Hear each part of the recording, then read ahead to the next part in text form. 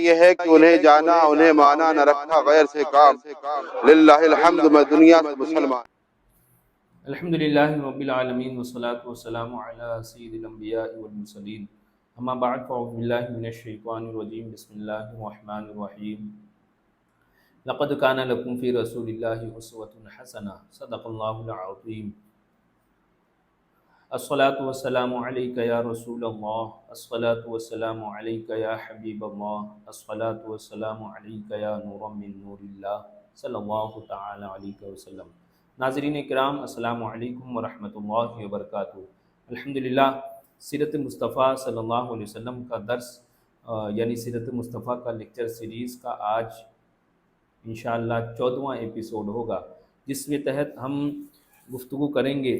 کہ کفار کا وفد بارگاہ رسالت میں، اور دوسرا ہوگا قریش کا وفد جناب ابو طالب کی بارگاہ میں۔ معاملہ یہ تھا کہ جب کفار مکہ نے دیکھا کہ مسلمانوں پر اور نبی کریم صلی اللہ علیہ وسلم پر اور جو اس میں بڑے معزز لوگ تھے ان پر بھی ان لوگوں نے ظلم و ستم کے پہاڑ توڑے، اور جب تکلیفیں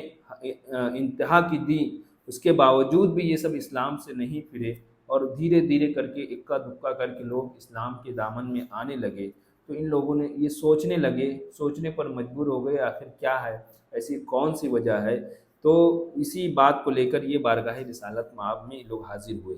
ایک مرتبہ سرداران قریش حرم کعبہ میں بیٹھے ہوئے یہ سوچ رہے تھے کہ آخر اتنی تکلیفیں اور سختیاں برداشت کرنے کے باوجود محمد صلی اللہ علیہ وسلم اپنی تبلیغ بند کیوں نہیں کرتے، آخر ان کا مقصد کیا ہے۔ ممکن ہے یہ عزت اور مرتبہ حاصل کرنے کے لیے کر رہے ہوں، یا سرداری اور دولت کے خواہاں ہو، یعنی دولت کو چاہنے کے لیے ایسا کر رہے ہو۔ چنانچہ سبوں نے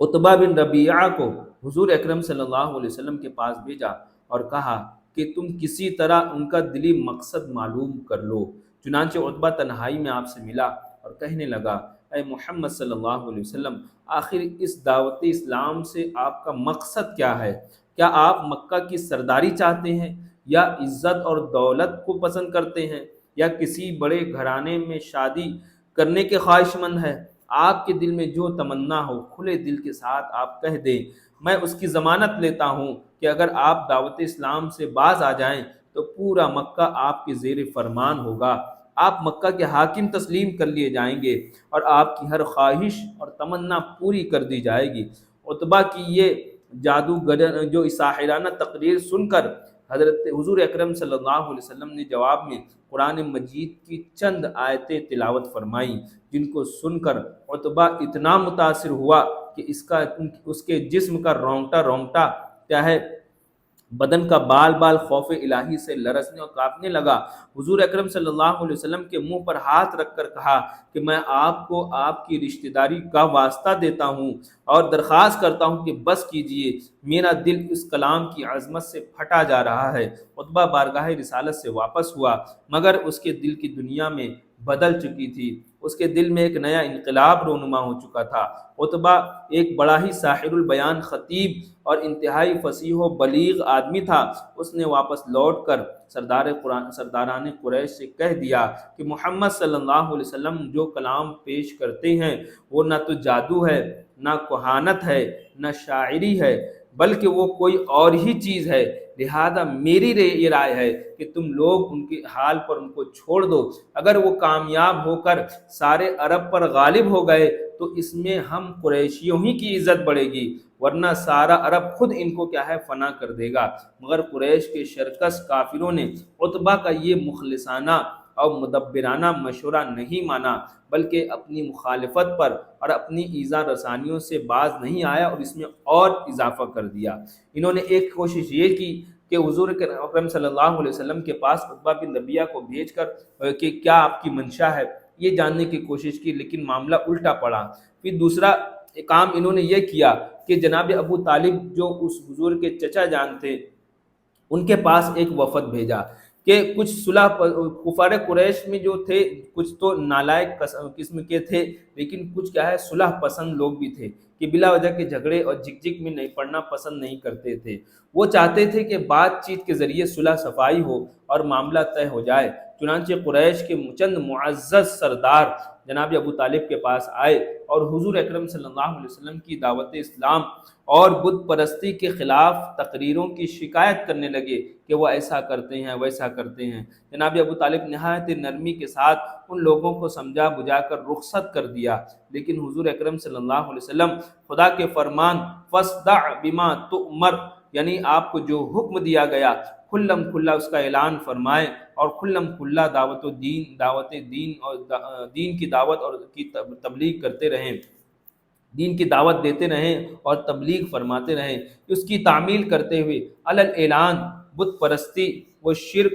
کے مذمت اور دعوت توحید کا واعظ فرماتے ہی رہے۔ اسی لیے قریش کا غصہ پھر بھڑک اٹھا، چنانچہ تمام سرداران قریش یعنی عتبہ و شیبہ، ابو سفیان، عاص بن ہشام، ابو جہل، ولید بن مغیرہ، عاص بن وائل وغیرہ وغیرہ سب ایک ساتھ مل کر جناب ابو طالب کے پاس آئے اور یہ کہا کہ آپ کا بھتیجا ہمارے معبودوں کی توہین کرتا ہے، اس لیے یا تو آپ درمیان سے ہٹ جائیں اور اپنے بھتیجے کو ہمارے سپرد کر دیں، یا پھر آپ بھی کھل کر ان کے ساتھ میدان میں نکل پڑیں تاکہ ہم دونوں میں سے ایک کا فیصلہ ہو جائے۔ جناب ابو طالب نے قریش کا تیور دیکھ لیا اور سمجھ لیا کہ اب بہت خطرناک اور نازک گھڑی سر پر آ پڑی ہے، ظاہر ہے اب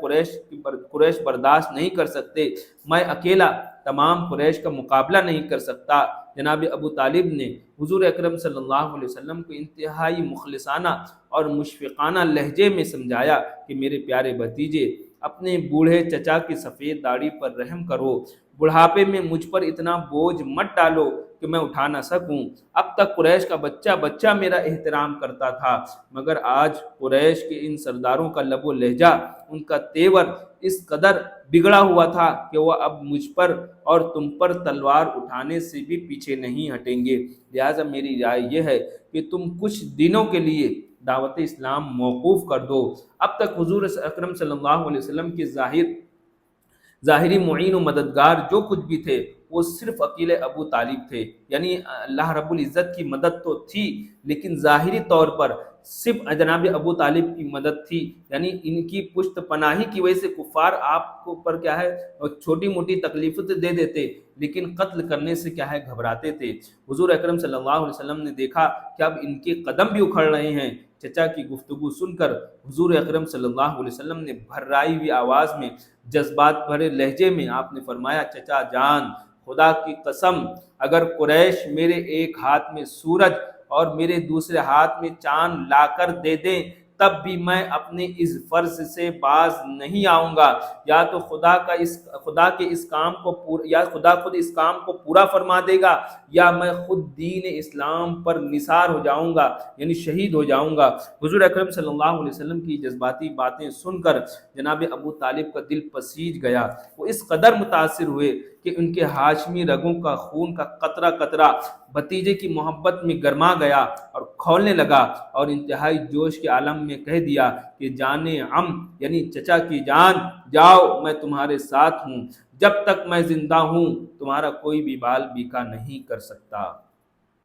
جب جناب ابو طالب نے یہ بات کہی کہ اے میرے بھتیجے، تم جاؤ، تم جو کرنا ہے کرو، میں تمہارے پیچھے ہوں، میں تمہارے ساتھ ہوں، جب تک میں زندہ رہوں گا تمہارے ساتھ تمہارا کوئی بال بیکا نہیں کر سکتا۔ تو اس کے بعد کفار مکہ کے ظلم و ستم اور جب مسلمانوں پر بڑھنے لگے تو ہجرت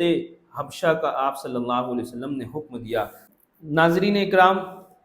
ہمارے ایپیسوڈ کا تیسرا عنوان ہے ہجرت حبشہ 5 نبوی، یعنی اعلان نبوت کے 5ویں سال۔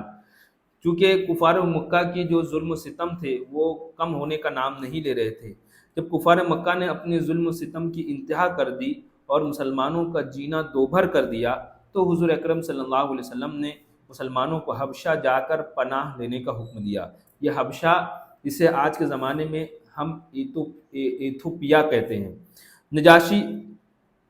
وہاں کا بادشاہ تھا۔ حبشہ کا بادشاہ جس کا نام اسمحا اور لقب نجاشی تھا، عیسائی دین کا پابند تھا مگر بہت ہی انصاف دل اور رحم دل تھا۔ توریت و انجیل وغیرہ آسمانی کتابوں کا بڑا ماہر عالم تھا۔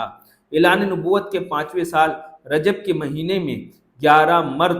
اور 4 عورتوں نے حبشہ کی جانب ہجرت کی۔ ان مہاجرین اکرام کے مقدس نام حسب ذیل ہیں۔ حضرت عثمان غنی رضی اللہ تعالیٰ عنہ اور اپنی بیوی حضرت بی بی رقیہ رضی اللہ تعالیٰ عنہ جو حضور اکرم صلی اللہ علیہ وسلم کی شہزادی تھی، حضرت ابو حذیفہ اور اپنی بیوی حضرت سہلہ بنت سہیل کے ساتھ، حضرت ابو سلمہ اپنی اہلیہ حضرت ام سلمہ کے ساتھ، حضرت عامر بن ربیعہ اپنی زوجہ حضرت لیلہ بنت ابی حشمہ کے ساتھ، حضرت زبیر ابن عوام، حضرت مصعب بن عمیر، حضرت عبد الرحمن بن عوف، حضرت عثمان بن مزعون، حضرت ابو سہیرہ بن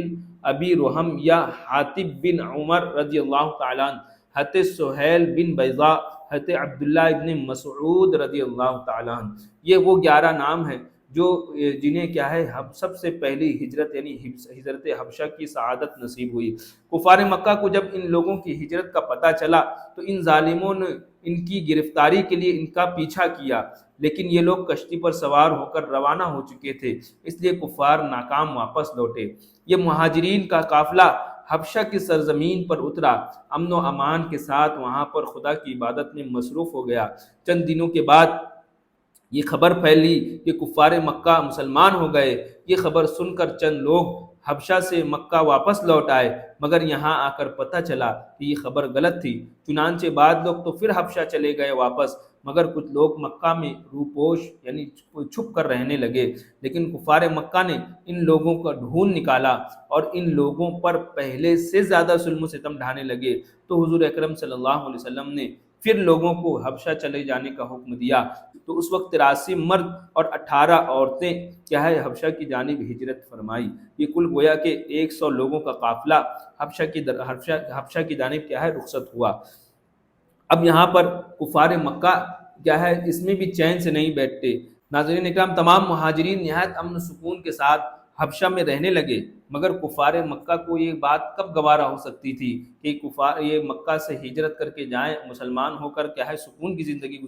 گزاریں، امن و چین کے ساتھ رہ سکیں۔ ان ظالموں نے کچھ تحائف کے ساتھ عمرو بن عاص اور عمارہ بن ولید کو بادشاہ حبشہ کے دربار میں اپنا سفیر بنا کر بھیجا، اور ان دونوں نے نجاشی کے دربار میں پہنچ کر تحفوں کا بادشاہ کو نذرانہ پیش کیا، اور بادشاہ کو سجدہ کر کے یہ فریاد کرنے لگے کہ اے بادشاہ، ہمارے کچھ مجرم مکہ سے بھاگ کر آپ کے ملک میں پناہ لیے ہوئے ہیں، آپ ہمارے ان مجرموں کو ہمارے حوالے کر دیں۔ یہ سن کر نجاشی بادشاہ نے مسلمانوں کو دربار میں طلب کیا۔ حضرت علی کے بھائی حضرت جعفر رضی اللہ تعالیٰ عنہ مسلمانوں کی نمائندہ بن کر آگے گفتگو کرنے کے لیے آگے بڑھے، اور دربار کے آداب کے مطابق بادشاہ کو سجدہ نہ کیا، بلکہ صرف سلام کر کے کھڑے ہو گئے۔ درباریوں نے ٹوکا تو حضرت جعفر نے فرمایا کہ ہمارے رسول صلی اللہ علیہ وسلم نے خدا کے سوا کسی کو سجدہ کرنے سے منع فرمایا ہے، اس لیے میں بادشاہ کو سجدہ نہیں کر سکتا۔ اس کے بعد حضرت جعفر بن ابی طالب رضی اللہ تعالیٰ عنہ نے دربار شاہی میں اس طرح تقریر شروع فرمایا کہ اے بادشاہ، ہم لوگ پہلے ایک جاہل قوم تھے، شرک اور بت پرستی کرتے تھے، لوٹ مار، چوری ڈکیٹی، ظلم و ستم، طرح طرح کی بدکاریوں اور بدعمالیوں میں مبتلا تھے۔ اللہ تعالیٰ نے ہماری قوم میں سے ایک شخص کو اپنا رسول بنا کر بھیجا، جس کے حسب و نسب، صدق و دیانت کو ہم پہلے ہی سے جانتے تھے۔ اس رسول نے ہمیں شرک اور بت پرستی سے روک دیا، صرف ایک خدائے واحد کی عبادت کا حکم دیا، اور ہر قسم کے ظلم و ستم اور تمام برائیوں اور بدکاریوں سے ہمیں منع فرمایا۔ ہم اس رسول پر ایمان لائے، شرک اور بت پرستی چھوڑ کر تمام برے کاموں سے ہم نے توبہ کر لی۔ بس یہی ہمارا گناہ ہے جس پر ہماری قوم ہماری جان کی دشمن ہو گئی ہے۔ ان لوگوں نے ہمیں اتنا ستایا کہ ہم اپنے وطن کو خیر آباد کہہ کر آپ کی سلطنت میں زیر سائے پر امن زندگی بسر کر رہے ہیں۔ اب یہ لوگ ہمیں مجبور کر رہے ہیں پھر اسی پرانی گمراہی میں واپس لوٹ جائیں۔ حضرت جعفر رضی اللہ تعالیٰ عنہ کی اس تقریر سے نجاشی بادشاہ بے حد متاثر ہوا۔ یہ دیکھ کر کفار مکہ کے سفیر عمرو بن عاص نے اپنے ترکش کا آخری تیر بھی پھینک دیا، کہا اے بادشاہ، مسلمان لوگ آپ کے نبی حضرت عیسیٰ علیہ السلام کے بارے میں کچھ دوسرا ہی عقیدہ رکھتے ہیں جو آپ کے عقیدے کے بالکل خلاف ہے۔ یہ سن کر نجاشی بادشاہ حضرت جعفر رضی اللہ تعالیٰ عنہ سے اس بارے میں سوال کیا تو آپ نے سورہ مریم کی تلاوت فرمائی، اور کلام ربانی کی تاثیر سے نجاشی بادشاہ کے دل پر اتنا گہرا اثر ہوا کہ اس پر رقت طاری ہو گئی، اس کی آنکھوں سے آنسو جاری ہو گئے۔ حضرت جعفر نے فرمایا ہمارے رسول صلی اللہ علیہ وسلم نے ہم کو یہی بتایا ہے کہ حضرت عیسیٰ علیہ السلام خدا کے بندے ہیں اور اس کے رسول ہیں، جو کنواری مریم کے شکم مبارک سے بغیر باپ کے خدا کی قدرت کا نشان بن کر پیدا ہوئے ہیں۔ نجاشی بادشاہ نے بڑے غور سے حضرت جعفر رضی اللہ تعالیٰ عنہ کی تقریر کو سنا اور کہا بلا شبہ انجیل اور قرآن دونوں ایک ہی آفتاب و ہدایت کے دو نور ہیں۔ یقیناً حضرت عیسیٰ علیہ السلام خدا کے بندے اور اس کے رسول ہیں، اور میں گواہی دیتا ہوں کہ بے شک حضرت محمد صلی اللہ علیہ وسلم خدا کے وہی رسول ہیں جن کی بشارت حضرت عیسیٰ علیہ السلام نے انجیل میں دی تھی۔ اگر میں دستور سلطنت کے مطابق تخت شاہی پر رہنے کا پابند نہ ہوتا تو میں خود مکہ جا کر رسول کریم صلی اللہ علیہ وسلم کی جوتیاں سیدھی کرتا اور ان کے قدم کو دھوتا۔ بادشاہ کی تقریر کو سن کر اس کے درباری جو کٹر قسم کے عیسائی تھے ناراض ہو گئے، غصہ ہو گئے، مگر نجاشی بادشاہ نے جوش ایمانی میں سب کو ڈانٹ پھٹکار کر خاموش کیا اور کفار مکہ کے تحفوں کو واپس لوٹا کر عمرو بن عاص اور عمارہ بالولید کو دربار سے نکلوا دیا اور مسلمانوں سے کہہ دیا کہ تم لوگ میری سلطنت میں جہاں چاہو امن و سکون کے ساتھ، آرام و چین کے ساتھ زندگی بسر کرو، تمہارا کوئی نہیں بگاڑ سکتا۔ واضح رہے نجاشی بادشاہ مسلمان ہو گیا تھا، چنانچہ اس کے انتقال کے بعد حضور اکرم صلی اللہ علیہ وسلم نے مدینہ منورہ میں اس کی غائبانہ نماز جنازہ پڑھائی۔ حالانکہ نجاشی بادشاہ کا انتقال حبشہ میں ہوا تھا اور وہ حبشہ ہی میں مدفون ہوئے، مگر حضور اکرم صلی اللہ علیہ وسلم نے ان کی نماز جنازہ غائبانہ پڑھ کر ان کے لیے دعائے مغفرت فرمائی۔ اللہ رب العزت تمام صحابہ کی ہجرت کے توسل سے ہم سب کو بھی کیا ہے اپنے دین کی حفاظت کی توفیق عطا فرمائے، اور ہم سب کو ایمان پر سلامتی کے ساتھ موت نصیب فرمائے۔ استغفر اللہ ربی من کل ذنب و اتوب الیہ۔ السلام علیکم ورحمۃ اللہ۔